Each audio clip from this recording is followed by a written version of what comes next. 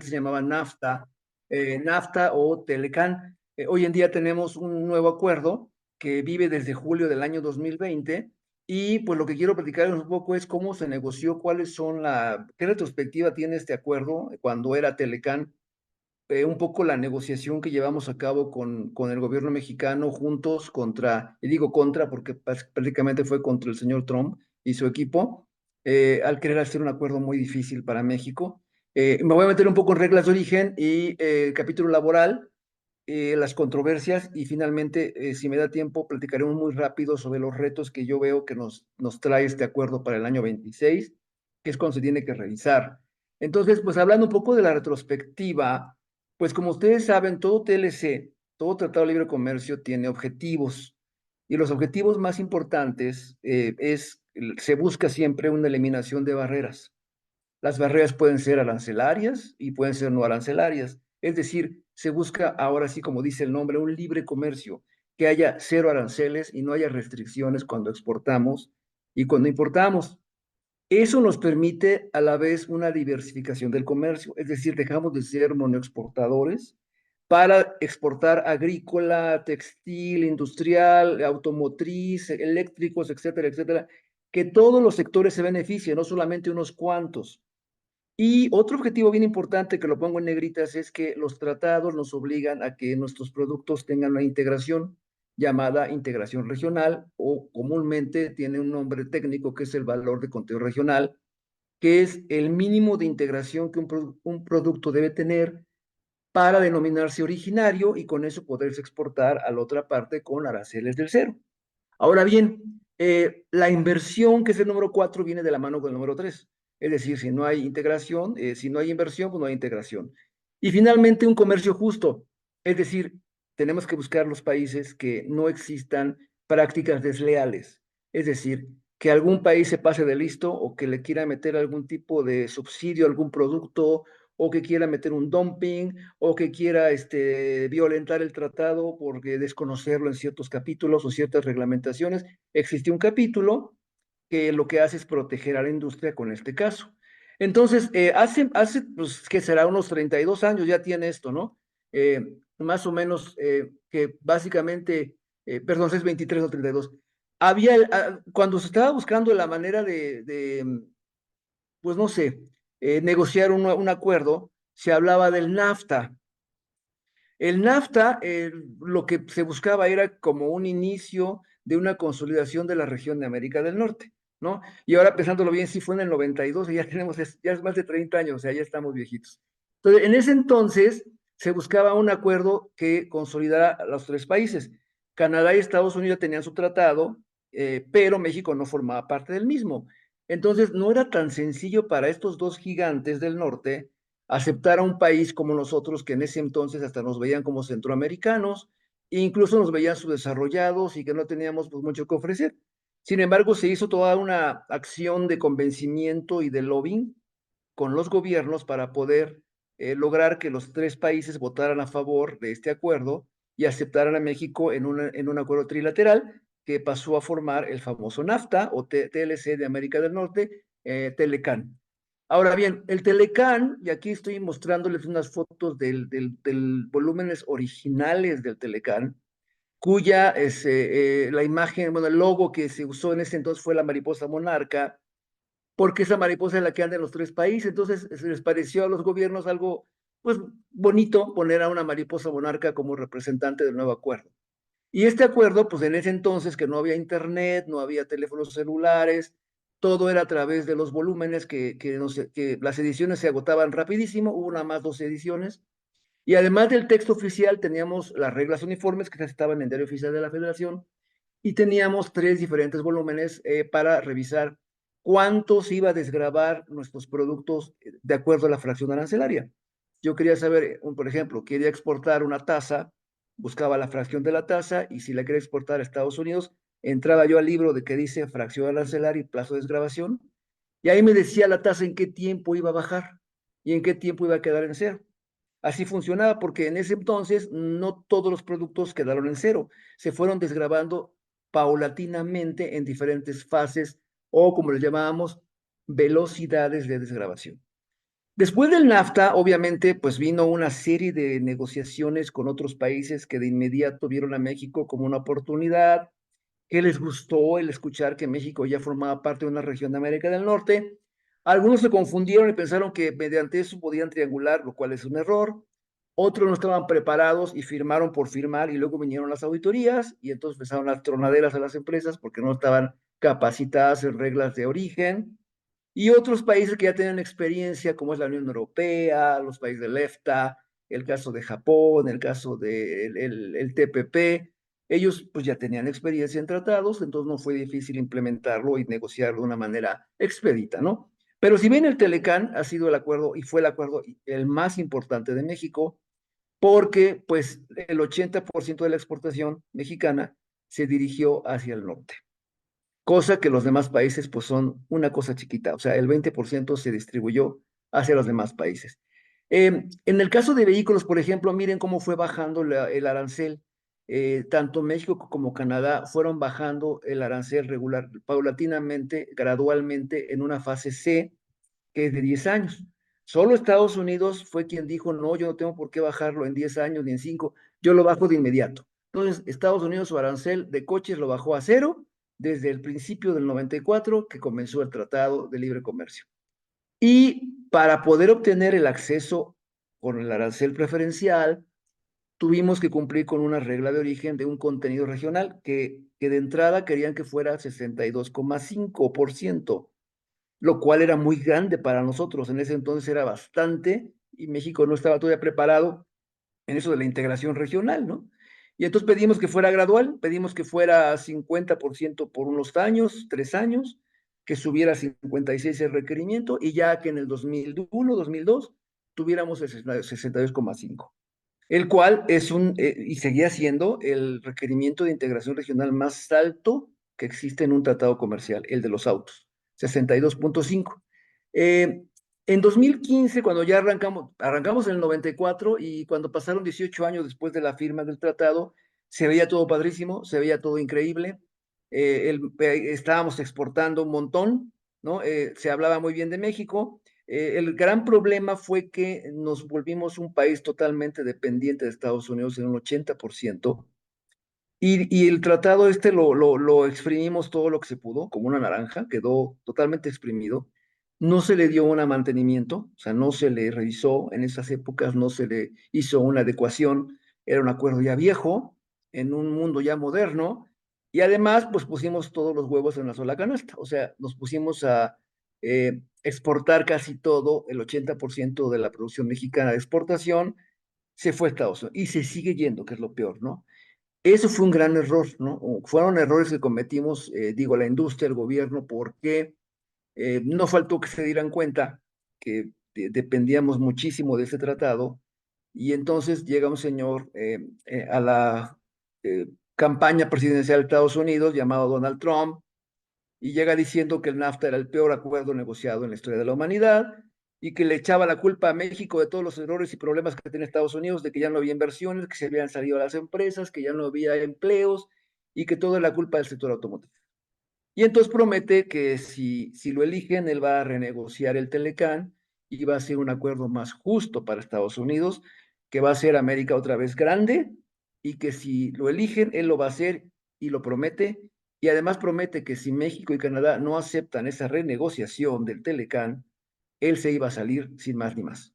Lo cual, pues para nosotros, para Canadá, resultó una amenaza muy fuerte. Imagínense, tan dependientes de Estados Unidos y que nos tumben el acuerdo es tumbarnos el 80% de la exportación mexicana. Entonces, en ese momento, recuerdo que tuvimos que evaluar los impactos. Esto yo lo hice en ese entonces, una gráfica de impactos, ¿no? Y ahí pusimos, pues, básicamente dividí dos niveles, los impactos de nivel uno y los impactos nivel 2, donde el nivel uno eran los impactos más fuertes. Y lo primero que dije fue, se va a poner a revisar el NAFTA y seguramente lo va a querer hacer mucho más exigente y más difícil para México. Esto le va a pegar a la inversión mexicana y a la vez le va a pegar a la cadena de suministro y a la vez vamos a tener problemas porque seguro va a querer imponernos aranceles altos. A ver cómo le hace, pero lo va a hacer. Y sí, los 4 puntos en rojo que ven aquí fueron predicciones de un servidor que sí se cumplieron, ¿no? Claro, en el nivel 2 hay otro tipo de acciones y variables como es el tema social, el laboral, el energético, la migración, que también casi todos se dieron, ¿eh? Se metió en todos esos rubros, menos en el 10 y en el 11, pero en los demás sí se metió y obviamente buscó una modificación que fuera más a favor de Estados Unidos. Entonces, con eso es elegido y lo primero que hace primero es salirse del TPP, que era un acuerdo que ya tenemos con 11 países, éramos 12, pero él se salió, él no quiso entrar al TPP, y el segunda acción en materia internacional fue renegociar el NAFTA, ¿no? Y entonces ahí se vino una serie de tweets amenazantes, donde empezó él a amenazar a la industria mexicana y americana o canadiense que quisiera invertir en México, por ejemplo, porque, pues, repito, le echaba toda la culpa de su déficit comercial a México y al NAFTA, diciendo que era un acuerdo terrible, que estaba mal negociado, sencillito para los mexicanos y que estábamos triangulando materiales y estábamos mandando un montón de coches con partes chinas y etcétera, que ahorita vamos a ver porque esta historia tiende a repetirse, ¿no? Entonces, con este tipo de amenazas, de tweets, etcétera, tuvimos que aplicar una regla que es de calladito me veo más bonito, es decir, no hablar, no hablar de inversiones en ese entonces. Hablo de 2017, 2018, quedarnos calladitos, no decir nada para que el señor no se alterara y subiera sus tweets, porque los tweets al principio sí crearon problemas de tipos de cambio, caídas en la bolsa de valores, hasta que aprendimos a vivir con los tweets, ¿no? Y aprendimos a ver que muchos eran berrinches y eran pues momentos de enojo que el señor lanzaba, pero de esas amenazas creo que el 5% las cumplía. Con eso, al estar calladitos, ya bajamos este problema para que no siguiera amenazándonos y la inversión mexicana siguió fluyendo. Ahora bien, eso también a él le trajo una nueva arma, ¿no? Porque es un arma que encontró que era un arma fascinante y que era un arma padrísima para que pudiera con eso amenazar a los países, que es la imposición de tarifas arancelarias altas a productos que él consideraba que eran una emergencia nacional. ¿Por qué? Porque si quería subir por tipo nación más favorecida, el arancel no podía porque lo podíamos acusar en la OMC de que estaba violentando el tratado. Entonces se inventó, más no se inventó, más bien desenterró unas leyes que se habían inventado, creado en Estados Unidos en la Guerra Fría en los años 60, donde dice que el presidente de la República tiene toda la facultad de imponer aranceles cuando él detecte que el país está en emergencia nacional. Y entonces él muy contento dijo, perfecto, voy a usar esta ley. Y con eso el señor empezó a amenazar y a crear la famosa guerra comercial. Si ven aquí en el año 2017-18, es cuando empezó a imponer medidas proteccionistas. Primero se sale del TPP, luego anuncia renegociar el Telecán, aplica la sección 301 contra China y la 232, que es la sección desenterrada de la Guerra Fría. Y lo primero que hace es aplicarla en el acero y aluminio mexicanos también y chinos. Obviamente México tomó represalias, pero se empezó a hacer eso ya una guerra fría, ¿no? Más que guerra fría, perdón, una guerra comercial. Entonces, la verdad es que se dio cuenta que el tema le salió bien. Y entonces ahí se puso a amenazar más y dijo que quien no quis, de aquí en adelante, país que no quisiera hacer acuerdos justos con él, los iba a tarifar, ¿no? Que esa palabra ni siquiera existe en el diccionario, tarifat. Decíamos nosotros, más bien va a decir terrified, ¿no? Y entonces con eso empieza él a amenazar que o hacía acuerdos como él quería, o empezaría él a subir aranceles a diferentes productos, incluyendo los vehículos, las autopartes, los camiones pesados, los textiles, las bebidas espirituosas, etcétera, etcétera, ¿no?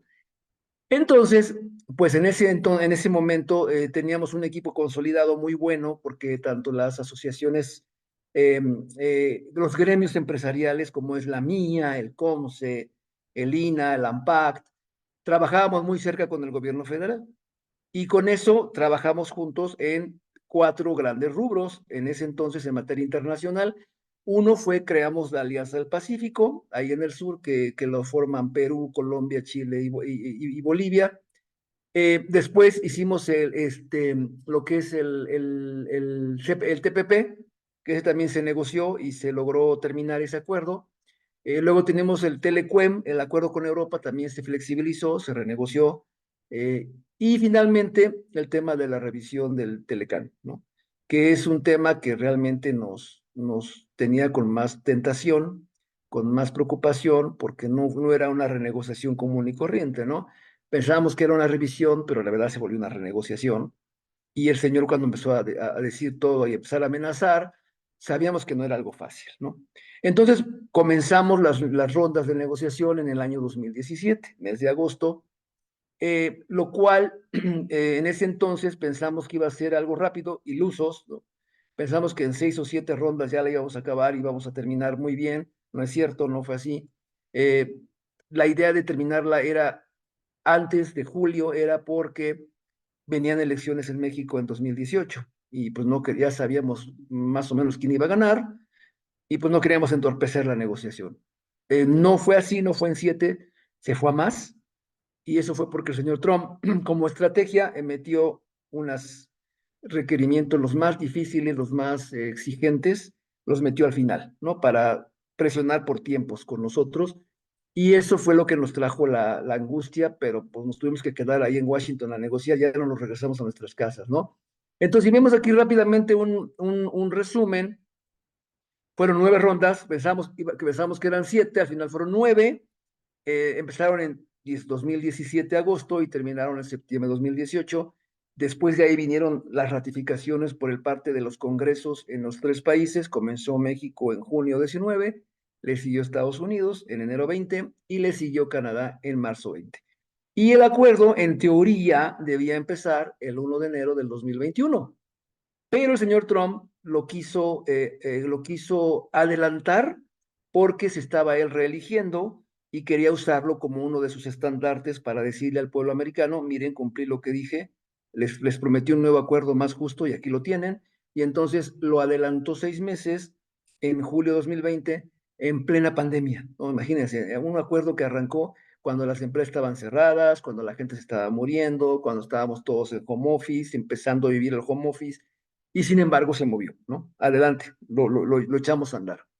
Eh, aquí les podemos observar un poquito por qué el señor Trump decía que este acuerdo estaba y sigue todavía molesto a Estados Unidos. No solamente Trump, ahora Biden está enojado, porque en el caso de los coches, el arancel que cobra Estados Unidos para los coches que no vengan de un acuerdo de libre comercio es muy bajo, ¿no? 2.5. Si ustedes ven los que están abajo, son de algunos países centroamericanos y Colombia, que van en un rango del 15, del 25, del 35. Es más, México tiene 20%.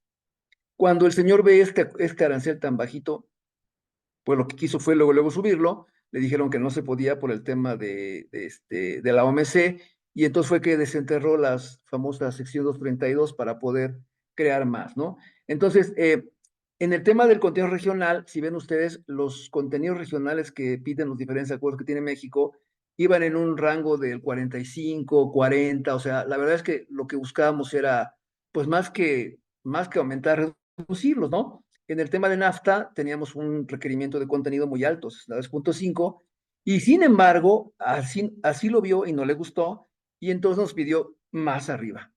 Eh, el TEMEC, y luego para ser rápido, tenemos un tratado muy amplio, no lo estoy criticando, al contrario, es un acuerdo que ya se modernizó, tiene mucho de lo que tenía el Telecán, lo adaptaron, ¿no? Se quedó en el.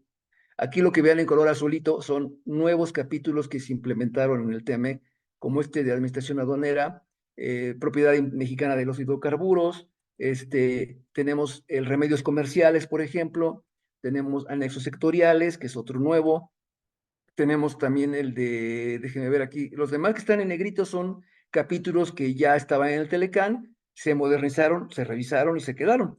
Pero, por ejemplo, comercio digital, que es un capítulo que obviamente no existía en el Telecán, ahora ya lo tenemos, por lo que es el e-commerce. Tenemos también el laboral, que es un capítulo muy difícil ahora en el USMCA y no es culpa de nosotros, créanmelo. Eh, el medio ambiente, que es otro artículo, las pymes, es un capítulo muy padre porque ya se contempla el tema de pymes en el acuerdo, el anticorrupción, que también lo metieron, ¿no? Prácticas regulatorias, es otro más, y finalmente ya viene al final otro tipo de capítulos, por ejemplo, políticas macroeconómicas, tasas de cambio, que también no era algo que estaba en el Telecán, y con eso pues quedó el TEMEC negociado. Algo interesante también que les quiero decir es que lo que hicimos también fue protegernos en caso que el señor quisiera subir el arancel, nación más favorecida. Nos protegimos con una tasa de 1.9 millones de coches protegidos si el señor quería subir el arancel arriba de 2.5, que es algo que si ahorita quieren subir el arancel, porque he estado escuchando que quieren subir el arancel, tenemos una protección aquí en el TEME que creamos en ese entonces para vehículos que estuvieran cumpliendo con un requerimiento del TEMEC del 62.5 y los que cumplimos con el TEMEC sin problema, ¿no? Cero de arancel. Ese fue uno. Otra cosa que creamos también fue un blindaje para su amenaza de la ley de la Guerra Fría, que es la sección 232, tanto quesos, biológicos, automotriz, vino, energía. Hicimos un adendum en el tratado que se llaman las cartas paralelas. Estas cartas paralelas son como un acuerdo de caballeros, donde se firmó por los secretarios de Estado diciendo que si el señor Trump o quien fuera subía el arancel arriba de 2.5 al 20 o al 30 aplicando la sección de emergencia nacional, íbamos a estar protegidos igual, ¿no? Quedamos protegidos por un volumen de 2.6 millones de coches mexicanos que no los tocaría ese arancel. Pagarían, si cumplen con el tratado, pagarían cero. Si no cumplieran con el tratado, pagarían 2.5 y el vehículo arriba de 2.6000001 ya estaría a lo mejor pagando el arancel que quisiera el señor implementar. Esto, grábenselo bien, porque es algo que seguramente se va a tener que sacar ahora cuando están pensando subir los aranceles para vehículos que van de México, ¿no? Ahora bien, pasando al tema para no, de reglas de origen, ¿no? Las reglas de origen, seguramente ya ustedes como estudiantes y como personas que están en universidades o en organismos, seguramente ya saben, ¿no? Que las reglas de origen son criterios que cada tratado trae para determinar cuando un bien es originario o no originario. O sea, aquí es binario, ¿no? Es o no es. Es originario, puede tener la preferencia arancelaria. No es originario, pagas los aranceles. Y como les decía en un principio, el señor Trump trajo a la mesa, ya al final de la negociación, sus famosas, les llamamos las píldoras envenenadas o poison pills. ¿Por qué poison pills?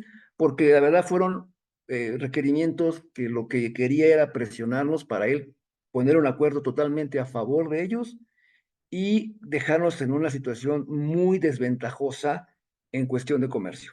Las poison pills rápidamente se las voy a poner aquí. Uno de ellos era que quería matar el tratado cada 5 años, no lo logró. Al final quedamos 6 años revisión y si algún país quisiera salirse tenía que esperar unos 10 años más para salirse. Entonces, la vida esperada de este acuerdo no es 5 años, es de 16 años.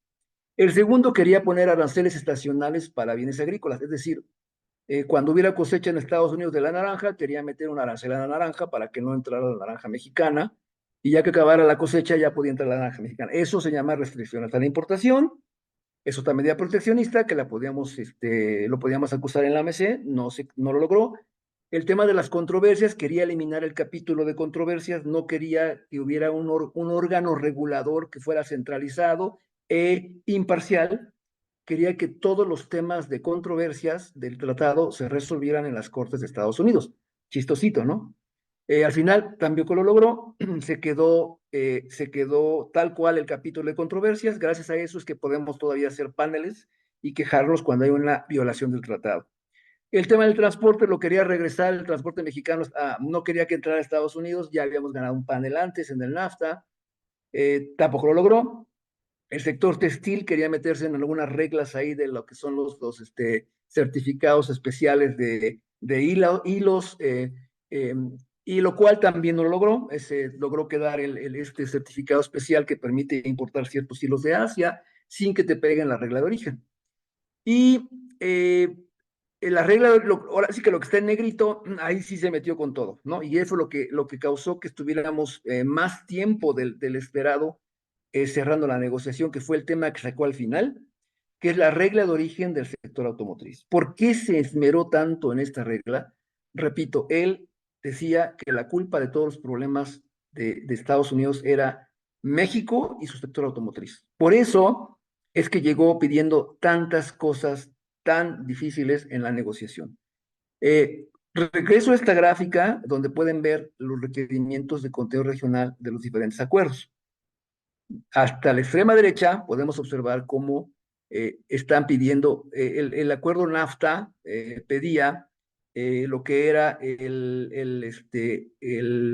déjenme poner el láser, 62.5, que era el requerimiento más alto que existe en un tratado. Bueno, no le gustó y aún así, viéndolo así, dijo que era poquito y entonces nos dijo que ahora quería 85% de conteo regional y que de ese 85 al 50% fuera de partes compradas en Estados Unidos.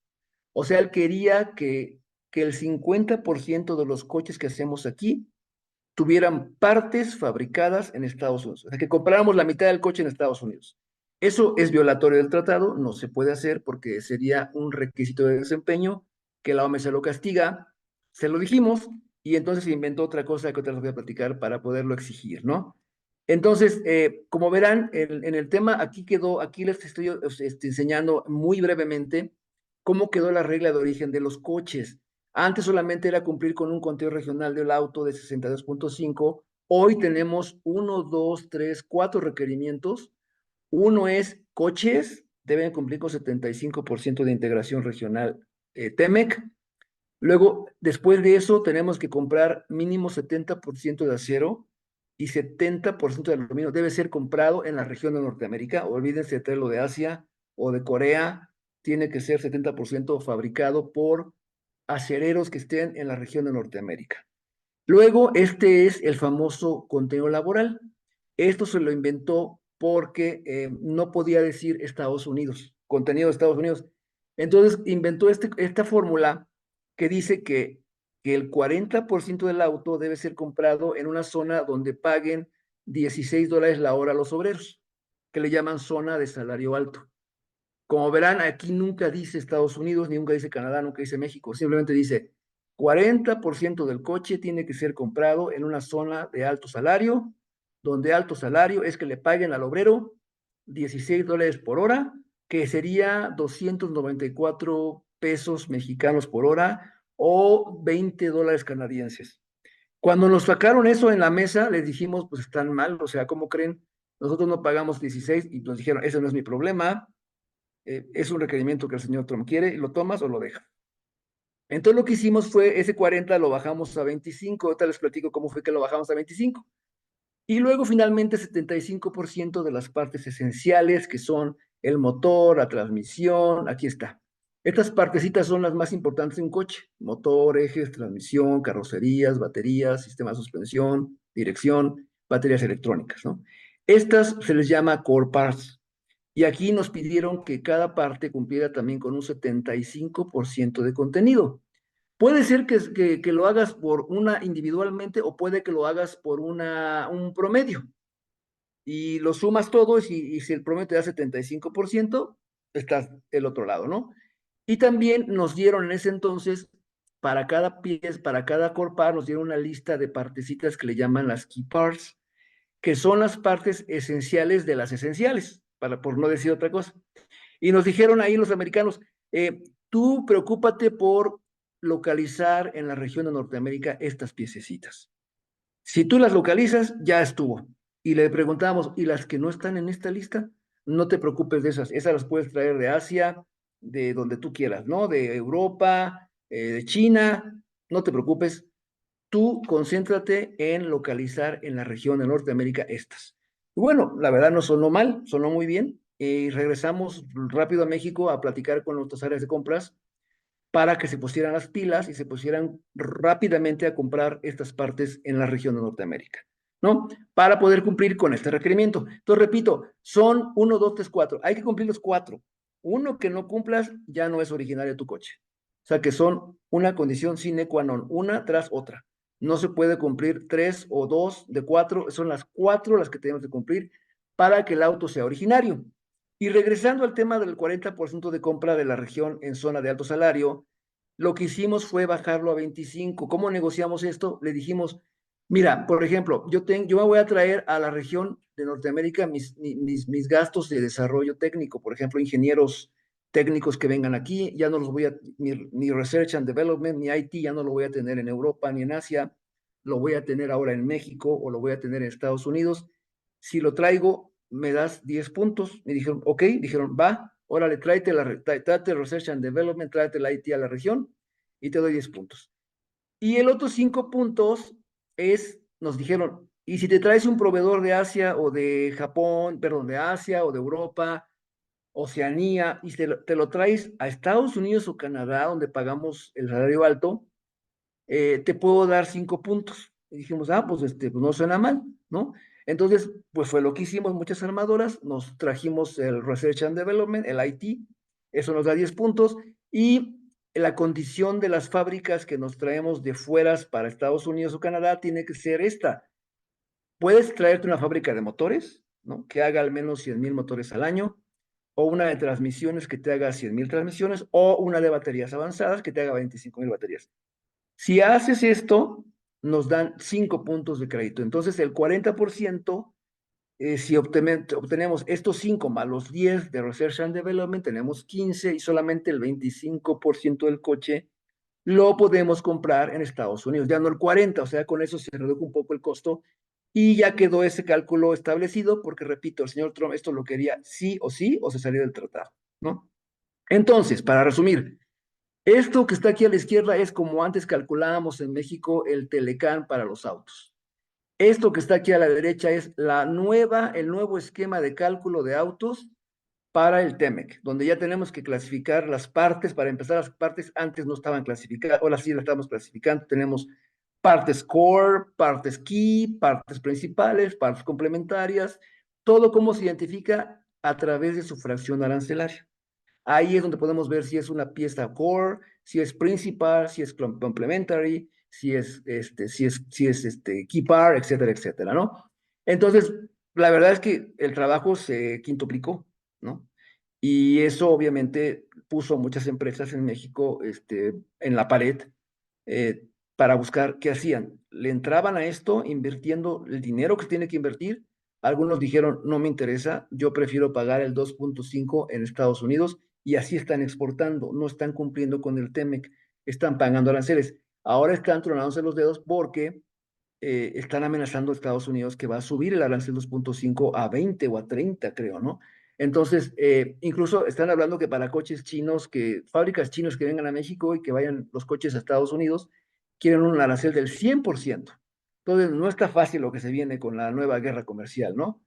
Entonces, aquí les enseño que nos dieron chance de cumplir poco a poco, pero no como NAFTA. En el NAFTA nos dieron 8 años, aquí nos dieron solamente 4 años. Es decir, vamos a ir en 66, 69, 72, 75. Para este año ya estamos en los requerimientos normales, ¿no? Pero desde julio de 2020 tuvimos una fase, con excepción del acero, tuvimos una fase de acero y aluminio, perdón, una fase de staging plan para ir cumpliendo poco a poquito. Sin embargo, pues fue muy rápido 4 años, cuando en el NAFTA nos dieron 8, ¿no? Ahora bien, pasando a lo que es los generales, como les dije, hoy tenemos una cláusula que habla de que se va a revisar el tratado cada 6 años. Es decir, nos toca en el 2026 una revisión. Si en esa revisión uno de los tres países se quiere salir, va a tener que esperar unos 10 años para salirse. No se va a poder salir luego, luego. Eso nos va a dar más certidumbre para las inversiones en los tres países. Es decir, nuestro acuerdo va a vivir 16 años, tiene 16 años de vida. Y en el año 6 se va a revisar. El gran problema es que en esta revisión, sí esperamos que si la administración Trump otra vez llega, pues se va a volver una renegociación definitivamente, porque van a llegar a querer todavía hacerlo más difícil este acuerdo que el que ya tenemos, ¿no? Otro tema también fue la prohibición, no prohibición, pero sí nos pone como una amenaza. Esto por culpa de Canadá, que andaba queriendo hacer un tratado con China. Aquí esta cláusula que habla de economías de no mercado dice que si uno de los tres países quiere hacer una negociación con economías de no mercado, por ejemplo, con Venezuela o con China, la tiene que informar esa intención 3 meses antes a los demás socios y con eso los socios tienen toda la libertad de salirse del TEMEC. como quien dices, allá tú, si quieres negociar con China o quieres negociar con Venezuela, ¿no? Y esto lo puso Estados Unidos, obviamente, ¿no? Muy bien. Ahora bien, también quiero decirles que este tratado trae muchas certificaciones, o sea, no nada más es certificación de origen, ¿no? Que cualquiera pensaría que que un tratado solamente hay que certificar el origen y ya. Aquí hay que elegir el promedio de cálculo cada fin de año para el siguiente. Hay que hacer un certificado del contenido laboral, hay que hacer un certificado de aluminio, un certificado del acero, el certificado de origen y aparte cada fin de año hay que mandar un reporte anual a Estados Unidos informando cómo vamos con nuestras localizaciones, inversiones, exportaciones a Estados Unidos, cómo estamos invirtiendo en México, cómo está creciendo el contenido regional, qué planes tenemos para invertir más, para que ellos vayan monitoreando que las industrias realmente están localizando más piezas en la región de Norteamérica. O sea que todavía tenemos que estarles requiriendo que nos certifiquen los cálculos, ¿no? Que esto también no es nada fácil, no es nada fácil, ¿no? Y paso al tema laboral, ¿no? El tema laboral es importante y les digo, no fue nuestra culpa porque ya que estaba cerrado el tratado, el Congreso le dijo al gobierno mexicano que no estaba todavía cerrado al 100 el tema laboral y que por favor regresaran a Washington para que pudieran cerrarlo. Solo que esta ocasión ya estaba la nueva administración, ya no nos llamaron a ninguno de nosotros, a los privados, solo se fue una persona solita a negociar este tema y regresó con una magnífica, pues, ¿cómo le digo? Un magnífico palo que nos dieron con el tema laboral, porque aquí nos crearon, nos inventaron un mecanismo que se llama el mecanismo de respuesta rápido. ¿En qué consiste? Consiste en que cualquier persona, empresa, organismo en los tres países puede acusar a una empresa de estar violando alguna ley laboral. Las leyes laborales, obviamente, me voy a pasar, son estas, ¿no? A la izquierda. Libertad de asociación sindical, ¿no? Trabajo forzoso o trabajo de niños, discriminación y condiciones aceptables de trabajo, salario mínimo, seguridad e higiene. Yo no estoy en contra de esto, porque México desde cuándo tiene ese compromiso, no hacía falta un TEMEC. México lo tiene desde la Organización Internacional del Trabajo. El gran problema es este famoso mecanismo de respuesta rápida que dice que cualquier persona, organismo, etcétera, puede hablar a Estados Unidos y decir, oye, fíjate que la empresa Takechi México S.A. no está respetando la libertad de asociación sindical. Y ya con eso le levantan a la empresa un mecanismo de respuesta rápida. ¿Y por qué rápida? Porque la empresa tiene 45 días para demostrar que no está infringiendo en una sanción o alguna violación. Y si la está haciendo, tiene 45 días para presentar una remediación como quien dice, sí, no estaba yo respetando la libertad sindical y tiene 45 días para decir, ya la tengo, ya mandé elecciones, aquí está. Entonces, curiosamente, si ven aquí a la derecha, ya van 14 empresas demandadas, curiosamente todas en México y curiosamente el 95% son empresas automotrices, ¿no? Qué raro, ¿verdad? No hay ni textiles, creo que hay una textil nada más por ahí, no hay electrónicas, no hay de juguetes, todas son automotrices. Y afortunadamente, estas que están con palomita verde lograron en los 45 días demostrar una remediación a la demanda que les hicieron al mecanismo de respuesta rápida. Hay dos en proceso que también son automotrices y hay tres que no procedió el mecanismo de respuesta rápida porque de inmediato presentaron las evidencias de que era totalmente infundada la llamada demandando a la empresa, ¿no? Pero esto también los tiene en ascuas porque si no pudieras remediar en ese tiempo, te pueden levantar un panel y te pueden detener la mercancía en la frontera y ahí hay paro de líneas, ¿no? De inmediato. Entonces, sí es un tema también delicado en este acuerdo, ¿no?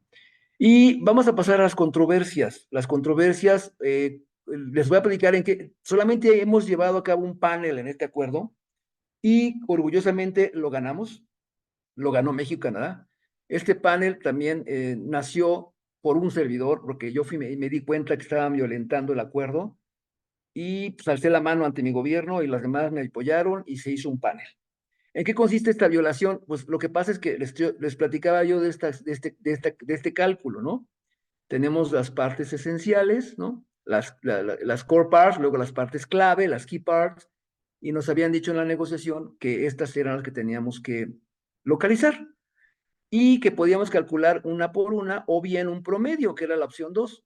El promedio se le llama supercore y que al tener el 75, ese 75 lo podíamos rolar al 100 originario y llevarnos ese 100 al cálculo del coche, ¿no?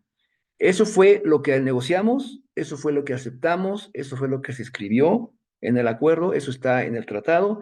Y de repente ahí por julio, agosto del 2020, resulta que los señores americanos dijeron, no, fíjate que eso ya no cuenta, ya no vale, ni tampoco lo que está escrito de que rolas al 100%, ya no funciona. Obviamente sí hubo una molestia de nuestra parte, porque eso es violentar un acuerdo. Eso es decir, lo que está escrito vale tanto como, no sé, ¿no? Entonces, cuando insistimos por varios medios diplomáticos, políticos, de que por favor reconsideraran, estaban violentando un acuerdo que ya estaba negociado y dijeron, hazle como quieras, es como está. Entonces, México levantamos un panel, lo levantamos en el 2022. Canadá a la semana se nos unió apoyándonos. Después vinieron los panelistas que se definen por tres, uno de cada país y dos neutrales. Entramos como AMIA, como un testigo, ¿no? Que le llaman amigos curie, esa forma, presentando evidencias. Yo tenía las evidencias de todos los correos que en su momento tuvimos en la negociación, las presentamos. Y después vino lo que fue el juicio, que es el oral hearing, y todavía hubo tiempo para recibir observaciones o algún tipo de apelación. No hubo ninguna apelación. La verdad es que fue muy clarito el tema de México que presentamos y el panel inicial salió en noviembre del 2022 y el reporte final en diciembre, donde nos dan la razón a México y Canadá. Desafortunadamente, esta decisión, Estados Unidos es la hora que no la implementa. ¿Por qué? No me pregunte por qué, pero no la quiere implementar. Y tenemos que ponernos ya un poco más exigentes porque ya va un año que no la implementa, hay temas políticos por ahí, pero si no la implementa, tendríamos que exigir entonces una sanción arancelaria a Estados Unidos por no respetar una decisión del panel. Entonces ahorita se está friendo ese tema, no sabemos, este año se supone que ya deberían de decir ya implementémoslo, apliquen la interpretación correcta porque nos dijeron, si tú aplicas la interpretación que está en el libro del tratado, no te la voy a valer. Entonces, ahorita con un panel ya ganado, no pueden decir eso, ¿no? Es decir, tendríamos que meter otro panel por violación de un panel, ¿no? Lo cual, pues digo, ya suena ridículo. Pero bueno, el haber ganado un panel, el primer panel en el TEMEC México y Canadá, pues fue muy bueno porque en temas de costos nos reduce los costos que íbamos a volver a invertir otra vez. Lo más importante también yo creo que es el respetar lo que se negoció, respetar lo que está en el tratado, porque también eso va a dar certeza jurídica y sigue favoreciendo la inversión, porque imagínense cómo va a haber inversiones en un país donde Estados Unidos te viola el tratado cuando quiere, ¿no? Pues eso obviamente no nos va a ayudar mucho. Y pues seguir siendo una región competitiva como lo hemos sido hasta la fecha, ¿no? Y bueno, ¿cuáles son los retos, y ya para terminar, que veo para el 2026? Definitivamente, si ustedes ven en esta gráfica de la exportación de vehículos y la producción, eh, la parte azul marina son vehículos exportados desde México y otra vez 80% se está yendo a Estados Unidos. Seguimos siendo un país dependiente de Estados Unidos, y eso nos sigue poniendo, pues que ahora sí que en la guillotina, para que en cualquier momento ellos quieran, pues, bajarnos esos volúmenes, ¿no? Y ponernos un acuerdo mucho más pesado y difícil que el que ya tenemos. Es decir, seguimos, a pesar de que el acuerdo, el TMX está más exigente que el anterior. Si ustedes ven aquí, hemos tenido un intercambio comercial que ha crecido, aún con Temec, como dejé a Galileo, y sin embargo se mueve, ¿no? Tenemos un aumento del intercambio comercial con Estados Unidos en 21% del 20 al 22. En Canadá tuvimos un aumento en el comercio en el 12%. La inversión que llegó de Estados Unidos, miren de cuánto fue, 50,000 millones. La que llegó de Canadá fue de 10,000 millones. Los coches que exportamos cuando empezó el tratado nuevo al 22, subimos otra vez, seguimos exportando, seguimos creciendo en exportación, 26% creció, y hemos crecido no solamente en automotriz, Hay otros sectores como materia de equipo, material eléctrico, que siguen creciendo, ¿no? Es decir, el acuerdo sigue siendo positivo para México, aun cuando Trump lo quiso poner bastante exigente para poder frenar la exportación mexicana. Eso es lo que le ha traído ahorita el coraje a los sindicatos de trabajadores automotrices en Estados Unidos. Es lo que le tiene ahorita preocupado a Biden por el tema de tantos chinos que estamos trayendo a México. No yo, sino que hay compañías que están trayendo coches chinos y ellos tienen miedo de que vayamos a triangular de aquí a Estados Unidos. Entonces, son cuatro retos que yo veo que hay que tener mucho cuidado. El primero es la localización. Hay que seguir localizando componentes en la región. La capacitación es importante, como ahorita con ustedes, seguir capacitando a las empresas en este tema para que sepan bien en qué consiste el nuevo tratado y qué es lo que tienen que hacer para ir del lado derechito y no estarse desviando por otros lados, ¿no? Y también los programas de seguridad, que es algo que tenemos que fijarnos muy bien. No queremos hablar de inseguridad en esta revisión porque nos van a decir, ah, ya ves, están de mal en peor. Pero sí queremos hablar de cómo estamos haciendo más eficientes los programas de seguridad, CITIPAD y OEA, ¿no? En el tema 2, hablo un poco de la facilitación aduanera. Sabemos que ahorita ha habido terribles desastres en las aduanas mexicanas, cuando no son los puertos, es el aeropuerto, es el AIFA, es los sistemas que se caen, ¿no? La verdad es que no podemos vivir así. No se puede, un país no puede entrar en un nearshoring cuando los principales medios de liberación aduanal no funcionan, ¿no? Y se caen, ¿no? O tenemos puertos que nos cierran las puertas, ¿no? Eso es imposible para un nearshoring. El tema de electrificación, que ya es un hecho, si no queremos quedarnos en el camino, tenemos que buscar incentivos fiscales y administrativos para poder desarrollar eléctricos en México, así como una infraestructura adecuada para que los vehículos eléctricos tengan su central de carga y haya incentivos para que la gente los compre realmente y sea un país que esté a la vanguardia de la electromovilidad, ¿no? Y no nos quedemos con una refinería que nos está dando gasolina y con coches de gasolina que poco a poco nos exigen más y más requerimientos difíciles y que tienden a desaparecer. Y finalmente, el tema de el futuro del tratado, como les dije, va a haber más controversias, o sea, ahorita nada más ganamos una, pero se vienen otras como son las de farmacéutica, energética, el maíz transgénico, que también van a traer mucha controversia en los países para ver qué sanciones se van a poner al que pierda, ¿no? Lo mismo, están ahorita esperando qué onda con el panel de automotriz, pero no dudo que una vez que se solucione el tema, van a venir los auditores a verificar empresas para ver que efectivamente estemos haciendo correctamente el TEMEC. Y luego ya deberíamos estar trabajando con nuestro gobierno para ver cómo organizamos y hacemos la estrategia de equipo que hicimos en 2017 para ahora revisar el acuerdo.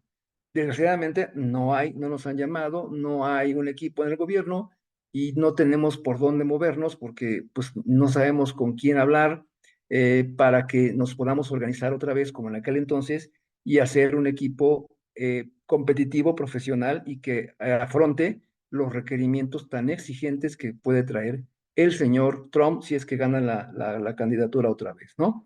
Y bueno, creo que sí le di con el tiempo y con eso terminamos. Quizá nos quedan todavía a lo mejor unos minutitos, no sé, Ángel, si pudiéramos abrirlo a preguntas. Y por supuesto, maestro Fausto. Ahora sí que no sé si alguien de los participantes tenga alguna pregunta respecto a la sesión del día de hoy, que realmente considero que es una parte bastante importante. Creo que el tema del Tratado de Libre Comercio con Estados Unidos, pues realmente representa una herramienta bastante importante en temas de competitividad, ¿no? Entonces, lo que estamos viviendo hoy en día, pues realmente tiene un tema, pues, bastante interesante para prepararse en la cuestión de poder tener las justificaciones a todas las operaciones que realizamos día a día, ¿no? Entonces, creo que de esta parte, la importancia que el día de hoy estén, participando empresas, pues, de diferentes sectores, de diferentes industrias también, y pues es el momento, ¿no? Que puedan ahora sí que externar las dudas que pudieran tener para poder aprovechar, pues, un poco más de esta participación. Entonces, no sé si alguien tenga alguna pregunta, si gusta levantar la mano y con gusto podemos atender la pregunta que tenga.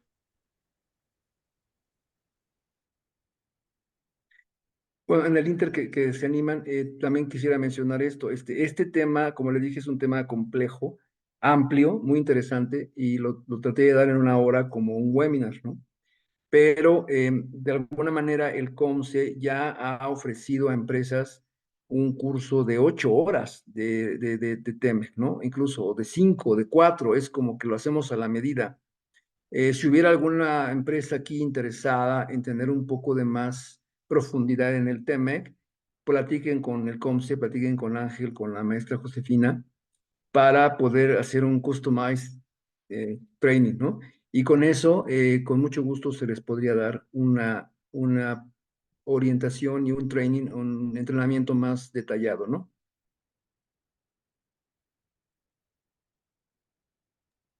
La idea era abrir. A ver, Camila, ¿Sí me escucha? sí. Bueno, muy buenas tardes.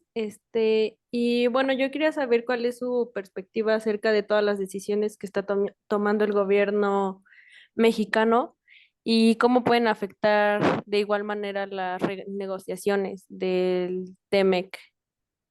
Bueno, muy buena pregunta. De entrada, tú ya te has dado cuenta que hay no sé si llamarle miedo, coraje, concern en inglés, ¿no? Por parte de Estados Unidos de las importaciones que se están llevando a cabo en México de autos chinos.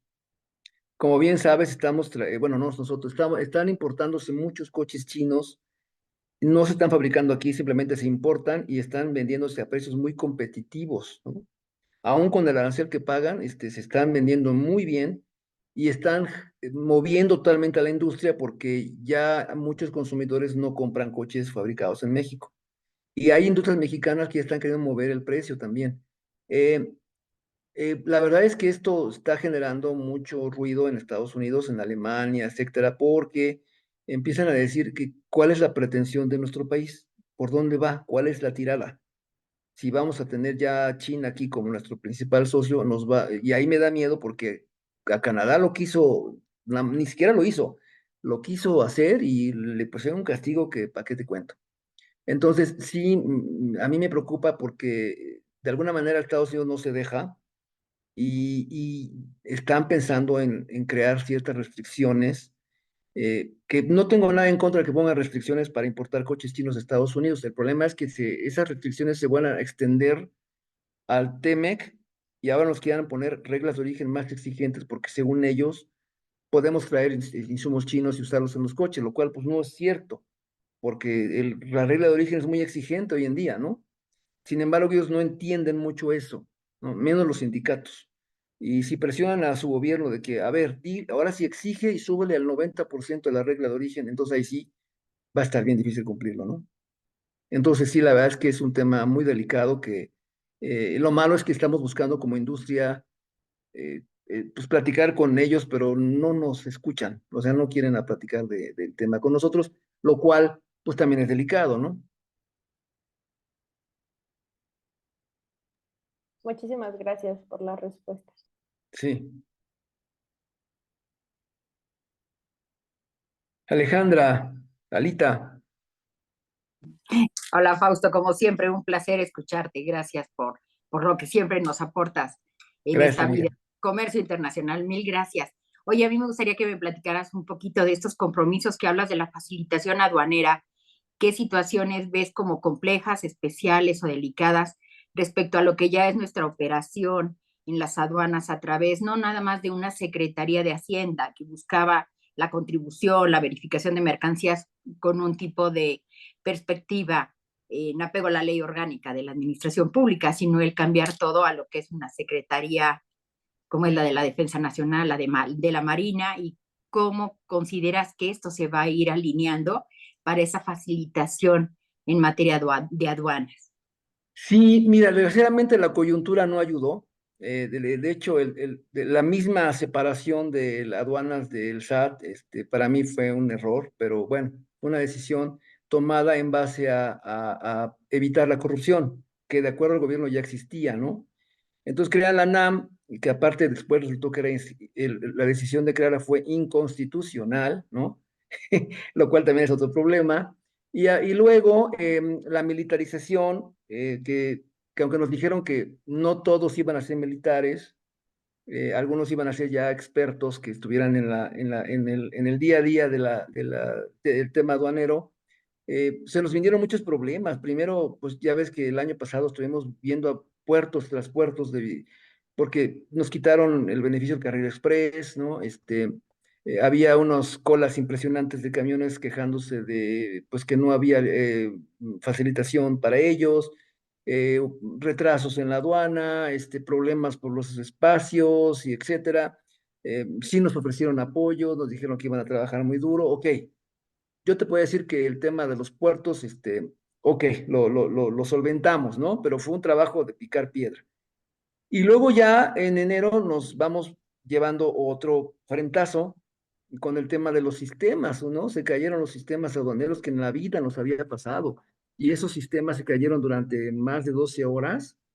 Y ahora imagínate, todos nuestros embarques, trucks y todos nuestros importadores en el mundo hablándonos que qué estaba pasando, que por qué estaban parados los barcos, trenes, camiones, y pedimos una explicación y pues es la hora que no nos las dan, ¿no? No sabemos qué fue lo que pasó y les dijimos, pues díganos qué hacer, porque si hay que hacer un riesgo ahora de paro de líneas por temas de caída de sistemas aduaneros, pues díganos cómo podemos minimizar, en qué ayudamos. Nos dijeron que no nos preocupáramos, que no iba a volver a pasar, dicen ellos. Y luego tuvimos otro problema que fue el AIFA, también se cayó el sistema del AIFA y estuvimos también horas que no pudieron liberar camiones. Y pues y ahora sí que una y luego otra, ya estoy con el Jesús en la boca de que pues ojalá no vuelva a pasar, pero sí es el tema de facilitación, es un tema ni siquiera de facilitación aduanera, ¿no? Es un tema de operatividad aduanera que estamos adoleciendo. Y la verdad es que ojalá en esta nueva administración que viene, pues nos escuchen un poquito más, ¿no? muchas gracias por todo. Sí, amiga.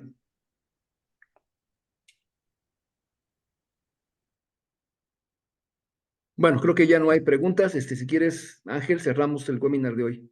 Perfecto, maestro Fausto. Pues muchísimas gracias a todos por poder acompañarnos el día de hoy. Consideramos que es un tema pues de bastante relevancia. Esperamos que puedan seguir acompañándonos a las siguientes sesiones. Únicamente para confirmar, la próxima sesión será el día 7 de marzo con el tema de la Red de Libre Comercio en México 2024, con el objetivo de poder identificar los principales aspectos a considerar en los principales acuerdos comerciales. El ACE 55, el Acuerdo de Continuidad México con Reino Unido, el Telequem. Entonces, esperamos contar igual con su participación para que puedan acompañarnos en esta sesión. Y pues agradecemos el tiempo de cada uno de ustedes, agradecemos el tiempo del maestro Fausto también igual por brindarnos este espacio y poder compartir con nosotros pues todo lo que viene respecto al tema del TEMEC. Y pues bueno, agradecer la participación de todos ustedes y cualquier duda, por favor, estaremos muy atentos de cualquier situación que tengan. Como bien comenta el maestro Fausto, pues también hemos estado muy al pendiente del tema de la industria. Entonces, si alguien requiere alguna duda o alguna asesoría de manera muy especial, pues también igual podemos contar con la participación de nosotros. Cuenten con todo el apoyo. Estamos al pendiente por redes sociales o en los teléfonos de Comce también. Entonces, gracias por el tiempo. La maestra Carla Almanza, pues agradecerle igual pues la participación desde la parte de la Secretaría en Quintana Roo. Y pues bienvenidos, estamos a la orden. Gracias y excelente tarde.